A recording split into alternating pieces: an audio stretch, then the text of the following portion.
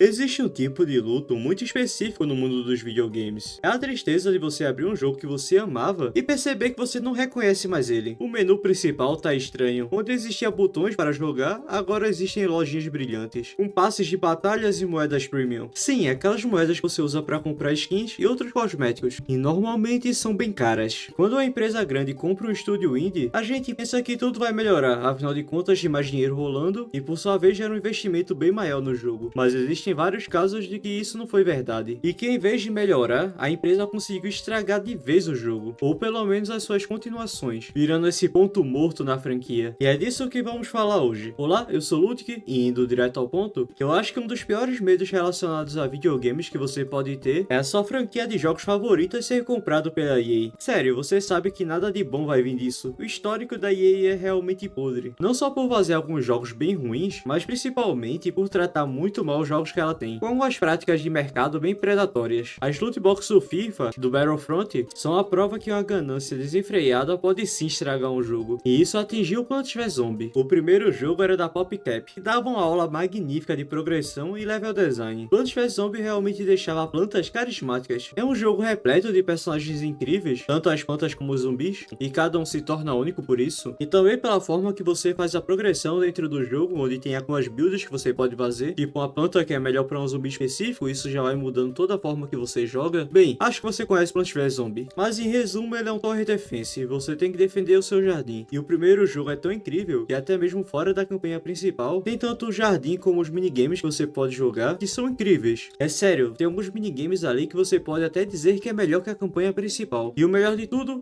isso é de graça, não tem expansões nem DLCs, é tudo do jogo base. Só que a EA decidiu comprar a PopCap, então tivemos Plants vs Zombies 2, que antes era uma franquia de PC, foi diretamente para celular, virou um jogo mobile, o que pra mim pessoalmente já é pior, porque consumir uma mídia no celular é pior do que em um computador ou em um videogame, mas até que a franquia Plants vs Zombie combina assim com o celular. Embora eu quisesse uma versão de PC também, o problema em si apareceu que quando você abre o jogo já vê diversas lojas onde você pode gastar dinheiro para upgradear algumas coisas. No início do jogo em si, muitas plantas eram pagas, as melhores por sinal. Hoje em dia ainda tem muitas plantas que são pagas, mas é menos, liberaram bem mais de graça. Ainda assim, deve passar de 20, e isso por si só já é bem ruim, porque uma das graças que eu mais gostava de Plants vs Zombie era a coleção. Assim como Pokémon você colecionando os Pokémons, colecionar todas as plantas do jogo trazia uma sensação de conquista, dando até uma conclusão extra pro próprio jogo. Acho que aqui foi estragado por esse sistema pay to win, mas enfim, tirando isso, o jogo trouxe uma mecânica de adubo que deixa as plantas melhores e dá mais um tipo de interação dentro do jogo, que é muito bom por sinal. Plants vs Zombies 2 está muito longe de ser um jogo ruim. Embora ele tenha esse fator do jogo como serviço, as variações das fases são bem legais e as plantas novas também. Embora eu ache a história da campanha bem pior e a falta dos minigames me incomoda, o jogo em si é muito bom. Paralelamente a isso, também lançaram dois Plants vs Zombies diferentes nos consoles, que é o Garden of Fairy. O primeiro jogo é ótimo e não tem nem o que reclamar. O segundo já teve essa prática também de live service bem mais agressivo. Ainda assim, é um bom jogo. Mas o problema aparece quando a gente chega nos dias de hoje. O sucessor espiritual do Garden of Fairy, que não leva o título de terceiro jogo, mas é a mesma pegada, ele é ruim tecnicamente e foi lotado por tantos problemas de fora, envolvendo microtransações, que o jogo foi um fracasso. Mas ainda é bem melhor que o Plants vs Zombies 3. O Plants vs Zombies 3 é o momento que a franquia atinge o fundo do poço e decide cavar mais fundo ainda. Esse jogo passou por um inferno de desenvolvimento, o que levou ele a ser feito e refeito várias vezes, em que demos foram liberadas e, bem, se você consegue categorizar que elas são bem diferentes uma das outras. O que temos hoje em dia desse jogo, não lançado ainda, apenas algumas demonstrações. Nela percebemos que as plantas tinham um design bem mais cut,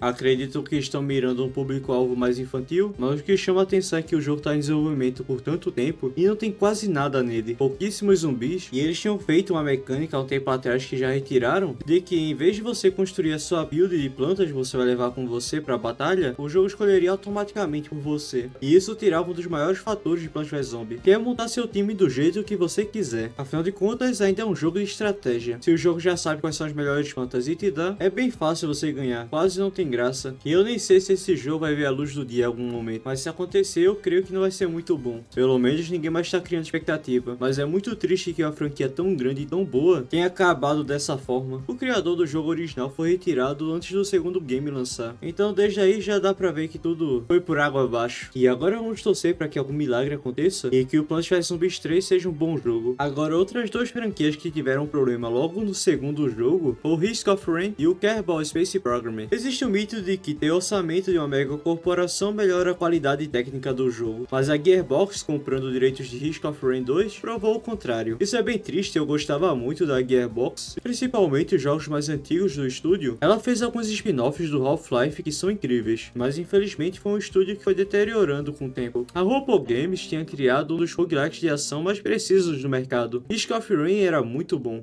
só que quando a Gearbox comprou o estúdio, ela já lançou a primeira DLC sob seu comando, e o jogo quebrou. Tem alguns bugs bem amadores dentro do jogo, como atrelar a física do jogo em si com a taxa de quadros do jogador, ou seja, com FPS. Então o jogo tinha um problema que a física dele era diferente para cada jogador se ele tivesse com FPS diferente. Então tipo, teu pulo podia ser muito alto ou muito baixo, dependendo do seu FPS, o que não faz sentido nenhum. Entre vários outros problemas técnicos, esse é o que mais chama minha atenção porque é realmente um erro bem de principiante, e não sei como deixaram isso acontecer nesse jogo. Kerbal Space Program 2 também tem uma história parecida. O primeiro tinha sido um milagre de física e simulação, e foi criado por um estúdio indie chamado Squad, até que a Take-Two comprou a franquia, prometendo o Kerbal Space Program 2. Só que o resultado foi um inferno de gestão. O desenvolvimento demorou muito tempo, teve inúmeros problemas, e quando o jogo lançou estava cobrando o preço de um AAA, cheio de problemas técnicos, e no final de tudo, para ser a cereja do bolo, Take-Two fechou o estúdio, alegando que eles estavam sobrecarregados, e demitiu os desenvolvedores da franquia, excluindo os devs originais. E isso é realmente fim trágico para qualquer desenvolvedor indie.